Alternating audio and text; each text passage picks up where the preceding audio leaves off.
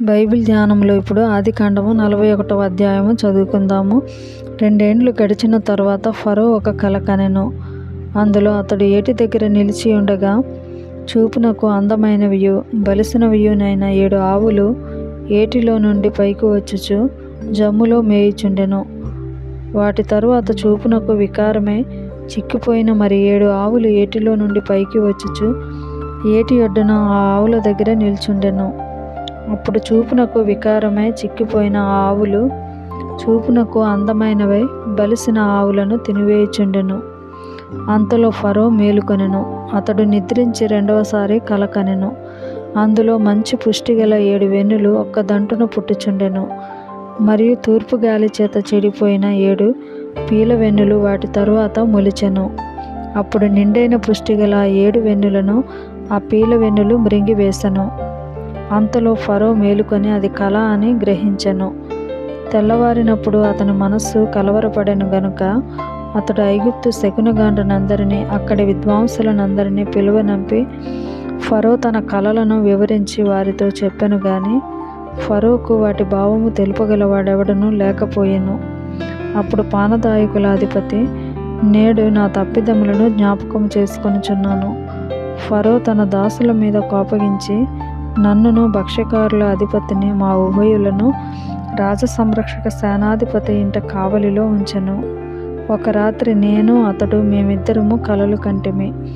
ఒక్కొక్కడు వేరువేరు భావములు గల కలలు చెరి ఒకటి కంటిమి. అక్కడ రాజసంరక్షక సేనాధిపతికి దాసుడయ్యుండిన ఒక హెబ్రీ పడుచువాడు మాతో కూడా ఉండెను. అతనితో మా కలలను మేము వివరించి చెప్పినప్పుడు అతడు వాటి భావమును మాకు తెలిపెను. ఒక్కొక్కని కల చొప్పున దాని భావమును తెలిపెను. అతడు మాకు ఏ భావము తెలిపెనో ఆయా భావముల చొప్పున జరిగెను. నా ఉద్యోగము నాకు మరలా ఇప్పించి భక్ష్యకారుని వ్రేలాడదీయించనని ఫరోతో చెప్పగా ఫరో యోసేపును పిలువనంపెను. కాబట్టి చెరసాలలో నుండి అతని త్వరగా రప్పించిరి. అతడు క్షౌరము చేయించుకొని మంచి బట్టలు కట్టుకొని ఫరో యొద్దకు వచ్చెను. ఫరో యోసేపుతో, నేనొక కల కంటిని, దాని భావమును తెలుపగల వారెవరునూ లేరు. నీవు కలను విన్న ఎడల దాని భావమును తెలుపగలవని నిన్ను గూర్చి వింటినని అతనితో చెప్పి, ఈ కలను జ్ఞానులకు తెలియచెప్పితిని గాని దాని భావమును తెలుపగల వారెవరునూ లేరని అతనితో చెప్పెను. యోసేపు, నా వలన కాదు, దేవుడే ఫరోకు క్షేమకరమైన ఉత్తరం ఇచ్చునని చెప్పెను. ఫరో కనిన కల ఒక్కటే. దేవుడు తాను చేయబోవుచున్నది ఫరోకు తెలియచేసెను. ఆ 7 మంచి ఆవులు 7 సంవత్సరములు, ఆ 7 మంచి వెన్నులను 7 సంవత్సరములు. కల ఒక్కటే. వాటి తరువాత చిక్కిపోయి వికారమై పైకి వచ్చిన 7 ఆవులను 7 సంవత్సరములు. తూర్పు గాలి చేత చెడిపోయిన 7 పీల వెన్నులు కరువుగల 7 సంవత్సరములు. నేను ఫరోతో చెప్పు మాట ఇదే. దేవుడు తాను చేయబోచున్నది ఫరోకు చూపించెను. ఇదిగో, ఐగుప్తు దేశమందంతటను బహు సమృద్ధిగా పంట పండు 7 సంవత్సరములు వచ్చుచున్నవి. మరియు కరువు గల 7 సంవత్సరములు వాటి తరువాత వచ్చును. ఆ కరువు దేశమును పాడు చేయును. దాని తరువాత కలుగు కరువు చేత దేశమందు ఆ పంట సమృద్ధి తెలియబడకపోవును. ఆ కరువు మిక్కిలి భారముగా నుండును.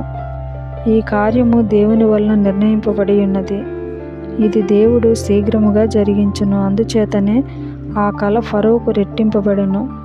కాబట్టి ఫరో వివేక జ్ఞానములు గల ఒక మనిషిని చూచుకొని ఐగుప్తు దేశము మీద అతని నియమింపవలెను.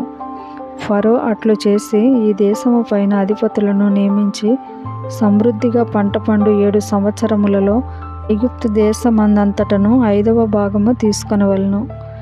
రాబోవు ఈ మంచి సంవత్సరములలో దొరుకు ఆహారమంతయు సమకూర్చి ఆ ధాన్యము ఫరో చేతికి అప్పగించి ఆయా పట్టణములలో ఆహారమునకై భద్రము చేయవలెను. కరువు చేత ఈ దేశము నశించిపోకుండా ఆ ఆహారము ఐగుప్తు దేశములో రాబోవు కరువు సంవత్సరములు 7 ఈ దేశమందు సంగ్రహముగా నుండునని ఫరోతో చెప్పెను. ఆ మాట ఫరో దృష్టికిని అతని సమస్త సేవకుల దృష్టికిని యుక్తమై ఉండెను గనుక అతడు తన సేవకులను చూచి, ఇతని వలె దేవుని ఆత్మగల మనిషిని కనుగొనగలమా అని అనెను. మరియు ఫరో, దేవుడు ఇదంతే నీకు తెలియపరచెను గనుక నీవల వివేక జ్ఞానములు గల వారెవరునూ లేరు. నీవు నా ఇంటికి అధికారివై ఉండవలెను. నా ప్రజలందరూ నీకు విధేయులై యుందురు. సింహాసన విషయంలో మాత్రమే నేను నీకంటే పైవాడనే యుందునని యోసేపుతో చెప్పాను. మరియు ఫరో, చూడుము, ఐగుప్తు దేశమంతటి మీద నిన్ను నియమించి ఉన్నానని యోసేపుతో చెప్పాను.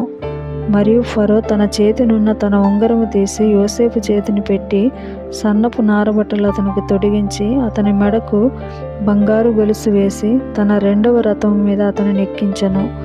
అప్పుడు వందనము చేయుడని అతని ముందర జనులు కేకలు వేసిరి. అట్లు ఐగుప్తు దేశమంతటి మీద అతని నియమించెను.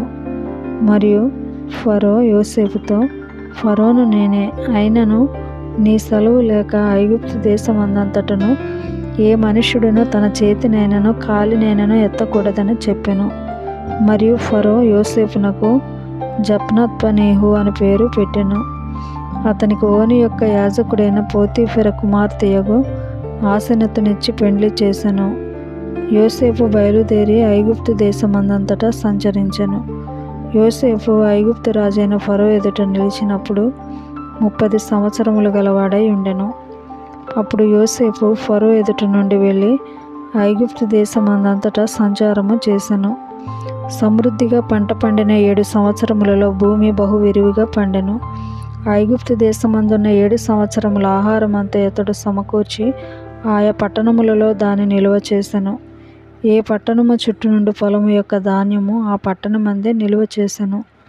యోసేపు సముద్రపు ఇసుక వలె అతి విస్తారముగా ధాన్యము పోగు చేసెను. కొలుచుట అసాధ్యమయ్యను గనుక కొలుచుట మానివేశెను.